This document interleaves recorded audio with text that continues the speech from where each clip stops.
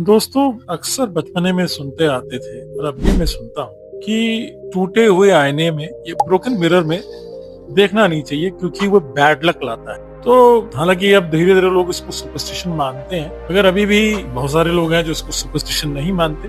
हर की अपनी अपनी मान्यता है, मगर एक दिमाग में एक बात है कि ये थॉट प्रोसेस शुरू कहाँ से हुआ। थोड़ा सी मैंने पता किया, पता चला कि ये सबसे पहले ये रोम में, एंशिएंट रोम में शुरू हुआ। ये थॉट प्रोसेस वो ये था, रोमन में एक मिथ थी कि ब्रोकन मिरर में अपना रिफ्लेक्शन देखना या अपना इमेज देखना बैड लक को बुलावा देना था। ऐसा माना जाता था कि ब्रोकन मिरर जो है वो सोल का या आत्मा का एक टुकड़ा ट्रैप कर लेता था और उसमें अपना रिफ्लेक्शन देखना बैड वाइब्स का पोर्टल घुटने जैसा था। कुछ लोग मानते हैं कि ब्रोकन मिरर टूटी हुई लाइफ या फॉर्चून का सिंबल है, सो उसमें देखना और बैड लक को इनवाइट करना जैसा है। पुराने जमाने में यूनानियों और रोमन लोगों को लगता था कि इंसान की इमेज ही उसकी असली सोल या रूह है। इसी वजह से नार्सिसस की कहानी बनी, जो अपने ही इमेज से प्यार कर बैठा और मर गया।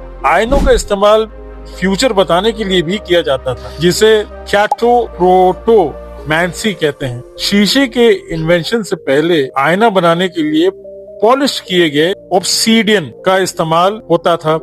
यह मैं ऑब्सीडियन आपको बता दूं, ऑब्सीडियन जो होते हैं पत्थर वाले कांच। और सबसे पहले आईना ऑब्सीडियन से बनाया गया और वो टर्की में बनाया गया करीब 6000 साल पहले। फिर चाइना में हंस सिविलाइजेशन के समय कॉपर आईना बनाए जाने लगे, जो धूप में एक छिपा हुआ पैटर्न और तस्वीर दिखाते। अच्छा, ये इतना मिस्टीरियस था कि साइंटिस्ट को करीब 2000 साल लगे समझने में ये कैसे पॉसिबल है, और इसको सुलझाने में फिजिक्स का इस्तेमाल किया गया। अच्छा, जापान के यातानोकागामी 3 शाही खजानों में से मिरर एक खजाना है, जिसे सच्चाई का सूत्र माना जाता है। टूटा मिरर को अनलकी माना जाता है क्योंकि रोमन्स को लगता था कि आईना तोड़ने से या आईना टूट जाने से आत्मा टूट जाती है और उसे ठीक होने में 7 साल लगते हैं। कई सिविलाइजेशन में मरने के बाद आईने को ढक दिया जाता है ताकि रूह उसमें फंस ना जाए। मैन मेड शीशे से